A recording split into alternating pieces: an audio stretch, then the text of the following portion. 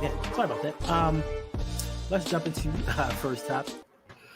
What is going on? What a glorious day, and what an outstanding day just for football in general. The Baltimore Ravens, they did it. Lamar Jackson, he's finally overcome his demons. Yes, indeed. Listen, I'm so late. I can't even sit still. I am so excited for this game. But before we get started, it's just one more thing. Yes! Yes! Can you feel that, buddy? Huh? Huh? Huh? I have exorcised the demons. This house is clear. Losers? Get him out of here! Loser! Let's go, Ace. Loser. Why are you shaking your head? You never cease to amaze me. What? It's a bunch of losers. I know.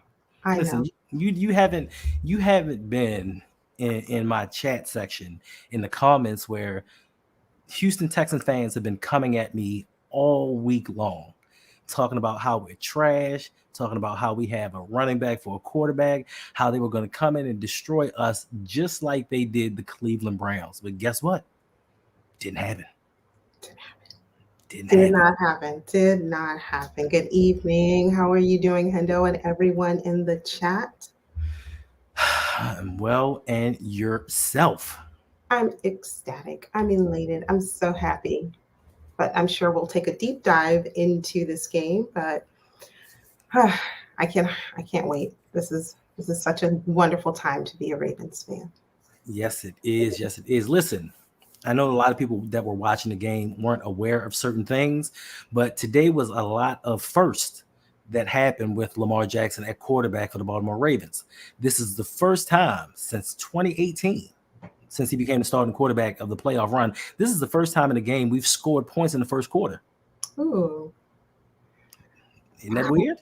Yeah, that is strange. It's very, very weird because, I mean, like I said, I know we're going to talk more about it, but this game to me was a tale of two halves. Yes, it was. Also, because of that second half surge that put the game away, this is also the first time that a Lamar Jackson-led Baltimore Ravens team has scored more than 20 points in a playoff game. Can you believe that? I cannot. I mean, I'm wrapping my mind around something that has just been, talked about and brandished about in the public media. Just, oh, Lamar can't do this, he can't do that, and the goalpost is going to continue to move. But for today, Ravens fans, Ravens flock, let's just celebrate, bask in it, and enjoy it for what it is. We're here. AFC Championship, here we come. Yes, indeed. Yes, indeed. Now, if you were watching the game, and I know that some of us got pretty nervous during that first half run, I was thinking we were going to come in, and I knew that we were going to score points, and I knew that we were actually going to blow them out. But for me, to go into halftime 10-10, I thought it had a little bit to do with us taking the time off. And, the rust versus rest thing. I think the rest helped us, but I think that the rust for the offensive side of the ball is what kind of slowed us down. It kind of was like, oh, no, because I was watching Coach Evans' stream on Sip to Tally, and a lot of people were in the chat like, oh, my gosh, I'm getting 2019 vibes. Yeah. They were just like, after that punt return for a touchdown, they were like, oh, here we go again. The defense played well. And one thing about our defense, listen, we have triple crown winners. We have the best scoring defense in the league. We were number one in sacks and number one in turnovers. We, to my knowledge, didn't get a sack this game. We got close. We didn't get sacks. And we are a bend but don't break type team. And we've said this all season long. Like, we're going to give up some yards, but when it comes to scoring, we're not going to let them do it. And they only put up 3 points. That's right. 3 points. That one fallacy that we had was because of a special teams blunder. And a lot of people, and I can say I'm not the biggest John Harbaugh fan, but when that happened, people were saying, John Harbaugh, you're a special teams coach. In the last several seasons, our special teams has just gone downhill. And they were like, fire Harbaugh. Fire him now. And I'm like, I'm harsh, but I'm not that harsh. I mean, it's still fire Harbaugh, but just not for that reason. So Yeah. How did you feel about this game? As I mentioned, a tale of two halves. So, like you said, our defense, we did not have any sacks and we did not have any turnover. We didn't force any turnovers, but we still managed to apply pressure. We still managed to contain, so to speak. What's the wide receiver? Zay Flowers, No. Their wide Nico Collins. Nico Collins. Our defense managed to somewhat limit Nico Collins, which was a huge factor for me. Like, what's the plan? And I felt pretty confident in Mike McDonald that he would have some type of formula, some rubric as to what he could do to just not have Nico go off in this game. They slice up the defense like they did to the Cleveland Browns. I was fairly confident in that. But as you mentioned, the first half in terms of our offense was lackluster. It was, like we were 3 and outs and we just couldn't seem to get a decent drive going. It was frustrating. And I'll be completely honest, I didn't think that the game was going to be a wash after the first half or even after the second half, but I was concerned. I'll say that. My hopes were a little dampened, so to speak. But the fact that we were able to come back after halftime and really just settle in, play our style of offense, play our style of football, and relax. That's when we really saw the Baltimore Ravens shine. So kudos to the coaching staff, kudos to the players, everyone. It was just really a team effort. So very, very pleased. Indeed. Welcome, Agro Valley Farms. Welcome to the channel. If you're new here, subscribe. Haven't seen your name before, but like he says, playing to our strengths, running the ball in the second half made the huge difference. And to me, I want to give a shout out to the coaching staff because this is exactly something that we as Ravens fans aren't really used to with the coaching staff. We're not used to them making in-game adjustments. Now, sometimes we come in, Harbaugh does not always have this team prepared for what's at hand, but I do think that they did an outstanding job. And I think that in the previous playoff losses that we've had, we've gone away from the team that we are. Since Lamar's become the quarterback, and even before him, we are a run-dominant team. We led the league in rushing this season. Teams could not stop us. I think they put up a stat that said we averaged 156 yards a game. And I think that the first half, it was more of let's try to get Lamar and see where he can take us to kind of kill that narrative. I think we were all about trying to kill narratives this game about what Lamar can do. But then in the second half, we said, listen, we run the ball. This is our strength. This is what we do. They ran Lamar a little bit more than normal. Not too much, but they ran him a little bit more than normal. And I think that's when this offense took off. Shout out and props to Jose and Brodney because they've always showed love to Justice Hill. And I have to give Justice Hill his props. He ran hard. He broke tackles. I think he was part of the reason outside of Lamar Jackson that there was a difference in the second half. So kudos to them. Kudos to the coaching staff for finally realizing they can't stop us running. No. They can't, especially our pass blocking wasn't the best. So we kind of had to shift towards that. But if we continue to run the ball and play smart in Todd Monken, I was a little skeptical when they hired Todd Monken in the beginning, but that Isaiah Likely touchdown, that showed me something. That run fake, like the whole Texas team was running to stop Lamar because they couldn't stop him before. And he just pulled the ball back and threw it up. So to me, kudos to the coaching staff. Absolutely. That touchdown pass to Likely was a thing of beauty. It was, if you want to talk about a perfect design, a perfect play, a perfect level of execution, that's one for the books for sure. Yes, indeed. All right. Shout out to my man, Jared Green, for the 333 tip. He says, we got the win. On to the next. That's it. And he also sent another donation. Shout out to him. He said, even though Todd Monken was getting on my nerves, I knew we were going to win the game. Yes, I mean, I think that all of us as Ravens fans believed that we were going to win the game, but there was a little bit of trepidation, like, oh, here we go again. I just think we are prisoners of history. And we've seen this song kind of before where there are games that we should just dominate them because we slowed CJ Stroud down. And CJ Stroud has been on a heater as of late. Like that kid is unstoppable. And you can see the talent that he possesses. It's just that we were shutting him down. And it's like, okay, the defense is doing their job. Offense, just do your job. And to me, we didn't have that one costly turnover that changed the tide of the game. That's right. I want to ask you about OBJ. So we did a stream earlier this week, and you said that you believe that, or at least it was your expectation or your hope, that this game we would see OBJ go off. Like, we have been saving him, we've been containing him, bottling him up, preserving him for such a time as this. 3 games left. That's it. And we saw OBJ minimally. Right. He had a couple of catches, maybe 2, 3 that I can recall. Not more than that. What are your thoughts on that?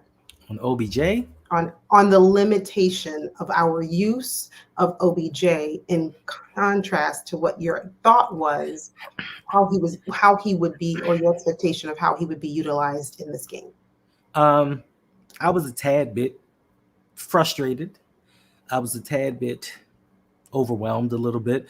I thought that this was the game. This was the reason. This playoff stretch was why we were kind of limiting him and holding him back. I don't know if he was injured or hurt during the season, but I thought we were like, listen, we're going to try to keep him as fresh as we can for this playoff run, and he's going to be possibly that X factor that's going to take us over the top. And to my knowledge, he had 1 catch for 11 yards.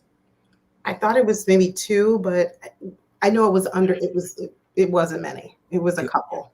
Right. So I'm not sure. And this is one of the reasons that the fellas and I have always said, especially during the off season, that we need another wide receiver. Now, Zay Flowers, he's a rookie. He's going to do his thing. I expected him to do what he did. Yeah. Bateman showed up big today, but I thought that we needed another wide receiver that could kind of get Lamar out of those jams, the guy he could just throw the ball up to and say, listen, it's 50-50 ball. I need you to go get it. I'm not sold on the demise of OBJ just yet, only because it's 1 game. And the Texans had a great plan. Listen, during the season, the Texans blitzed about 22% of the time. I think during the first half, it was up to 67, 68%. I don't think that we were prepared for the blitz because the offensive line definitely wasn't ready for this.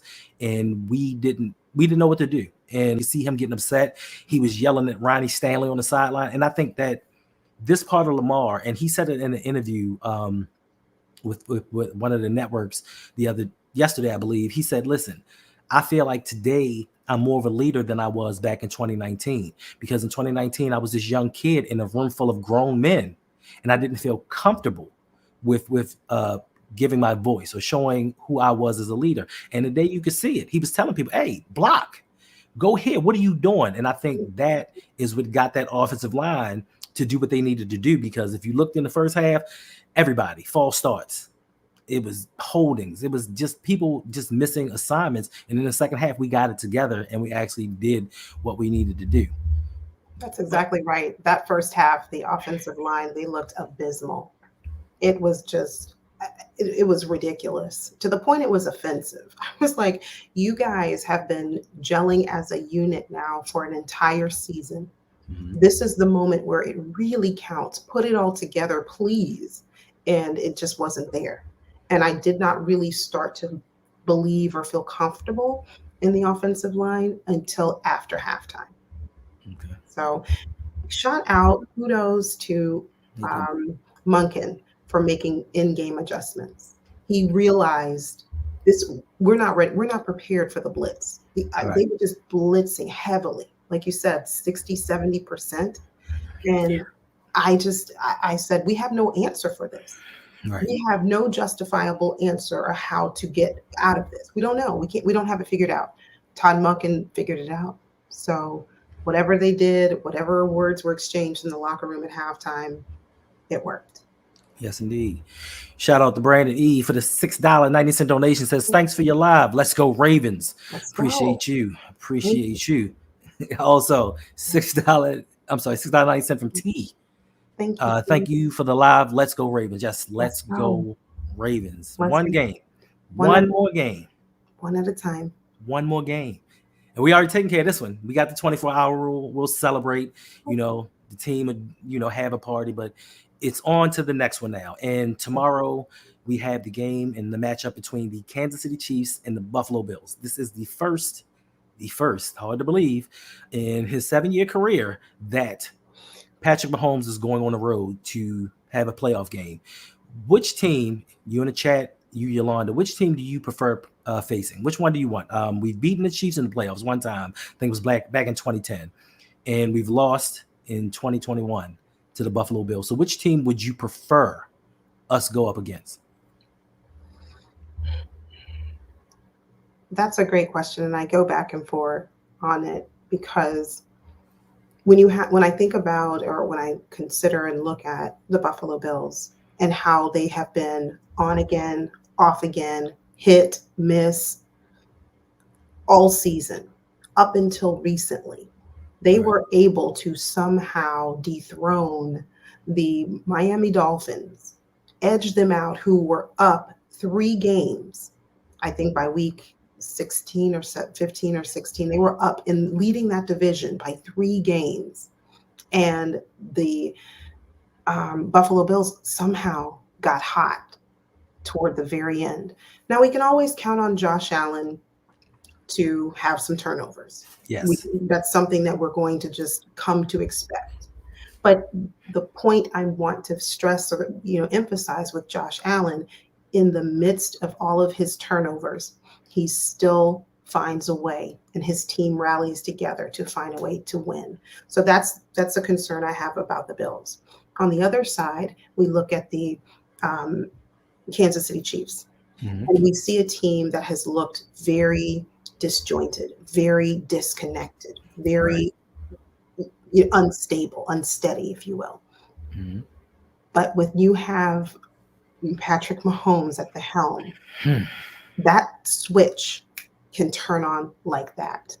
And it doesn't take much when you have that level of athlete, that level of talent. So that within itself presents a hurdle and a challenge all of its own. So to answer your question, I know I went down a very long lane to get to the answer. The answer for me, I think they're going to equally be a tough matchup. Okay. So for me, it's hard to say. The Bills have been in playoff mode for the last 6 weeks. They had to win 6 games to make the playoffs and then win the AFC East title. Josh Allen, to me, he presents a problem, kind of sort of like Lamar Jackson does. He can throw it, he can run it, and he's a bit bigger. It gets kind of rough in the cold when you got to tackle somebody 6'5", 250. Yeah. And especially if they're coming at you all game long. But being that they were in playoff mode, there tends to be a letdown because you've consumed all of this energy just trying to stay afloat. Now you can't swim to shore. But defensively, they have a couple of pieces, like their star cornerback is Tre'Davious White. He's out for the year. Matt Milano, their star linebacker, is out for the year. They have some other pieces. Now they're starting to lean on that run game, which is the one missing piece that I think that the Bills have not had in the previous seasons. But like you said, with Patrick Mahomes, you can never count them out. And I think that he's found his lane with Rashee Rice and Travis Kelce. He can turn it on at any time. So to me, but also I think Kansas City has a top 8 defense. But either way, no matter what team we face, I think we're going to smash them. But to me, it would be great to either beat KC, because we dethrone the champs. If you want to be the champs, you have to beat the champs. But it also, for me, would be a nice factor to go in and beat Buffalo, because all this talk about Lamar Jackson versus Josh Allen, draft mates in 2018, and everybody just elevating Allen over Lamar, I think it just would be fitting. Also, they beat us. Yeah. So just that revenge factor, I think it gives me a little bit more. But I really don't care. When that game happens, whoever wins, so be it. I think that we can take either team, especially with KC being limited offensively. I think the game against the Dolphins, playoff game against the Dolphins, was the most points they've scored in like the last 7 weeks. Yep. So right. They have problems scoring. Buffalo, it really don't matter. It really don't matter. Well, listen, we'll beat them. We'll beat whatever team comes our way because of our quarterback. I mean, if you look at our quarterback, look what he did. In his first 4 playoff games, 56% completion percentage, 225 yards passing, 3 to 5 touchdown interception ratio, 91.8 yards rushing, and a touchdown. And in this game today, he's eclipsed that. 73% completion. He only had 152 yards because that's all that was really needed. 2 touchdown passes, 2 touchdown rushing, and a 100-yard game. So to me, I think that Lamar is elevating his game and at the right time. And this is the thing that we've been saying for the last 4 seasons. Get him some weapons. Get him an offensive coach that utilizes his skills and gets the best out of him and puts him in the best position to win. And we saw what happened in that second half. You unleashed him. Let him do Lamar type things. Don't try to constrict him to a box and say, oh, well, you know what? We're going to go out here and pass to show the world that he can pass. No, you run him. You let him pass when he finds the openings. And the one thing I will say, and I know people are like, oh, you nitpicking. Yes, I'm nitpicking. The one thing that I said in the chat, in the Discord, and I'll say again is the one thing that I want Lamar to do, because before in the past, I said the one thing that Lamar needs to improve on is anticipatory throws. I think he needs to anticipate when guys are getting open and throw them open. He's done that. The one other thing that I really need Lamar to do, especially going forward, is to hit those checkdowns. Because there were plenty of times Pat Ricard was wide open.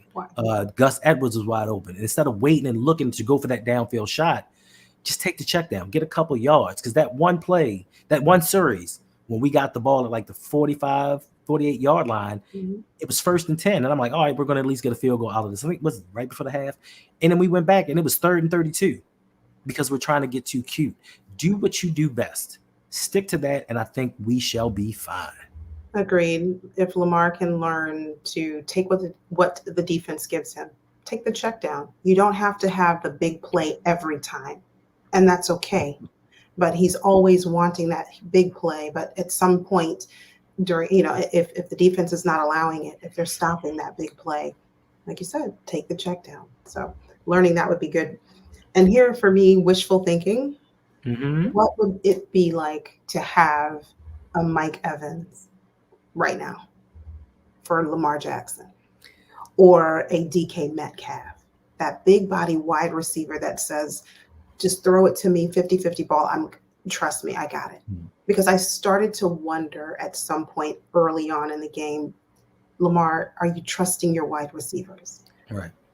And I just wondered, like, if he had someone who he really knew had a demonstrated history, a long-standing history of being successful in their craft as a wide receiver, to bail him out when he's scrambling, when he's struggling, when he's trying to keep a play alive. If he had someone like a DK or Mike Evans, or that would be amazing. But we don't have it, so we need to work with what we have. Because next weekend is going to be here before we know it. So, yeah, because listen, you can just look at the season and see the effect that Mike Evans had on Baker Mayfield. Baker Mayfield was considered a bust. He's bounced around the league, and then he goes down there and he's likely made himself at least $100 million contract coming up. Absolutely. And most of his throws, the majority of his throws, were to Mike Evans. Now, I'm not saying we go get Mike Evans next year. He would be a welcome addition to this team. But for me, I need them to get someone that's younger, that Lamar can grow with. I don't need another 30-something-year-old wide receiver that Lamar gets a good year or two out like they did with Flacco. I need them to get somebody he can grow with, somebody he can trust. And I think that trust is a big factor to it, because he's waiting for guys to get wide open instead of trusting that, hey, I'm going to get you the ball. Like one pass to Nelson Aguilar. It was meant for Zay Flowers, but Nelson Aguilar kind of intercepted it and he dropped it. You know what I'm saying? All right, T, take care. Thank you for stopping by. So I do think that they need to get something, but I do think next season or going forward, I think he needs to trust more in Isaiah Likely, because I was thinking about something, and there have been talks about Isaiah Likely versus Mark Andrews. And Mark Andrews, for all of his greatness, his all-pro season in 2021, the one year we didn't make the playoffs, for all of his greatness, I've looked at Mark Andrews' stats, and he's never had a touchdown in the postseason. Never had a touchdown in the postseason. And last season, he had 73 yards receiving. That was the first time he had more than 43 yards receiving in a playoff game. And for those years previous, for him to be our number one receiver, so for me, I think that Lamar needs to lean in on Isaiah a little bit more. And hopefully Mark can come back and give us another option. I'm not opposed to that, but I just think that don't rush him if he's not healthy, because we don't need him getting injured late in the season and then next season not have him available, even though we do have a suitable replacement. Even though I was not that high on Likely in the beginning, I'm seeing him getting better with the opportunity. And a lot of people have said, give these young guys the opportunity and they'll progress. And I do see him progressing. So to me, getting that option, yes, but looking forward, and I don't want to look forward to next season. And this is why I harp on the fact of we need to win a championship now. This iteration of the Baltimore Ravens will not be the same next season. We have so many free agents, so many free agents. So we need to go out and win this title now. Yeah, definitely. What are your thoughts on, and everyone in the chat? And if you happen to be watching on replay, thank you so much. We appreciate you for coming by. Thanks. Make sure you hit a like and subscribe. My question is, what did you guys think about Melvin Gordon? Did we use him? Did we overutilize him? Did we underutilize him? Do you think he capitalized on his opportunity? What were your thoughts? My thoughts was I was surprised to see Melvin Gordon sitting on the bench, knowing that we just cut him. Was that who you were meant to talk about? No, I'm Dalvin sorry. Cook? Dalvin Dalvin Cook. Cook. I said Melvin Gordon. Yes, Dalvin Cook. My apologies. What were your thoughts about Dalvin Cook? Being that we won the game, it's hard to argue with their game plan. I think that they should have used him a little bit more in the first half, because you can see the explosiveness. He has fresh legs. Being that he really didn't play much, he got about 5 touches a game with the New York Jets this season. He really didn't play that much, and he looked really good. But Justice Hill was doing his thing. Even at times, Gus Edwards, he was breaking tackles. Even when there was no yards to gain, he went out there and made those tough yards. So I could see why they didn't, but maybe it was times I saw Lamar. I saw some of the offensive linemen talking to him. So maybe he didn't know the full playbook. Maybe he wasn't as prepared as he could have been or maybe should have been to get these plays in. But once the game was at hand and they let him in, we saw what he could do. So I think with another week to prepare and him getting more acclimated to this offense, I think we need to use him more. I think he needs to be the second back in, and I think they need to utilize him out of the backfield. I think he is a better option catching the ball because he has breakaway speed. He breaks tackles, and I think he can help us win. But if we continue the way that we're going, we might not need him. Yeah, good point. I think he did a great job coming in. Like you said, he's only been with the team 16 days, and for him to have any contribution is great. So spending another week with the team, going through practice, building that chemistry with Lamar, I think it's just going to add to our, to our depth chart. So, yes, indeed. And listen, with this win, and hopefully the next win, and hopefully the next win, this is going to make this even more sweeter. Like it's just going to just give it that chef's kiss. If we win the Super Bowl, and April 6th, we're giving a stadium tour. So all our patrons free of charge. We're giving a stadium tour at M&T Bank Stadium. Afterwards, we're going to hang out as myself, lunch break, hot take, open mic with OTR Mike. I don't think that Coach Evans is going to be able to make it. And I'm not sure I don't think Chris may be able to make it. I have to check with him. But if you are a patron, and if you want to become a patron, sign up, patreon.com/ROUG. Come in, you can win yourself a ring like this. I don't want to bring out the belts or anything, but you can get to our Discord. You get video suggestions. You may even at times be able to come on screen like this patron right here, and her smiling face is happy. So I think once we win the Super Bowl, that stadium tour is going to be even sweeter. Yeah, patron requested streams. They're back. They're only for new patrons. They're not for old patrons. I've said this several times before. Did you? Yeah, I did. Okay. I don't recall. Right. You don't recall. All right, listen. We've been here 30 minutes. I didn't plan on this being a long stream. We do have our normally scheduled stream tomorrow, 7 p.m. So make sure you come back. Yes, make sure you come back. And if you're new to the channel, make sure to like and subscribe. Share this video. Help build this channel up. Help it get on that YouTube algorithm. Because like CJ Stroud, unlike today, we've been on a heater. Like the past week, we've been making some traction. We've been making some movement. You know what I'm saying? Channel's been growing, So on to bigger and better things. We got some things planned for next season. Got a call-in show, possibly possibly for next season. Some changes are coming. So we're going to get up out of here because I believe, if not already, Lunch Break Hot Take is streaming next. And make sure you go over to their channel, hit up their content. Make sure you go check out Coach Evans' stream from earlier. He also did a call-in show. I didn't say yes, more streams, Brandon. I just said bigger and better things, sir. So I think that's what I heard too, Brandon. Yeah, more streams. No, I didn't hear it. Queen was in question. Yeah, he was.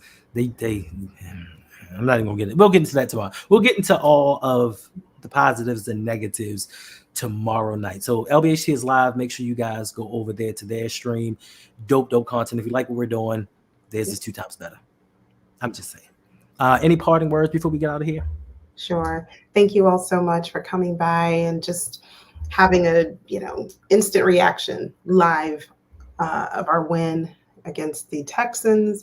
For all of the Texans fans who might be watching this stream or watching it on replay, I'm not going to come for you the same way that some of your fan base came for us. I'll just simply say your quarterback, he's the real deal. And I can see a very bright future for that duo, your coach and your quarterback. So couldn't get it done against the Ravens, but we tried to tell you. But I'm going to leave it at that. But anyway, thank you all so much for coming. I hope you all take care, stay safe, and always go Raven. Indeed. And like I said, I don't like to say I told you so as well, but I told y'all Green Bay Packers are going to beat the San Francisco 49ers. So that's one more obstacle that's going to be out the way for a Super Bowl run. Indeed. So thank you all. Appreciate you. Go Ravens. On to the next one. And I'll leave you with this. Yeah.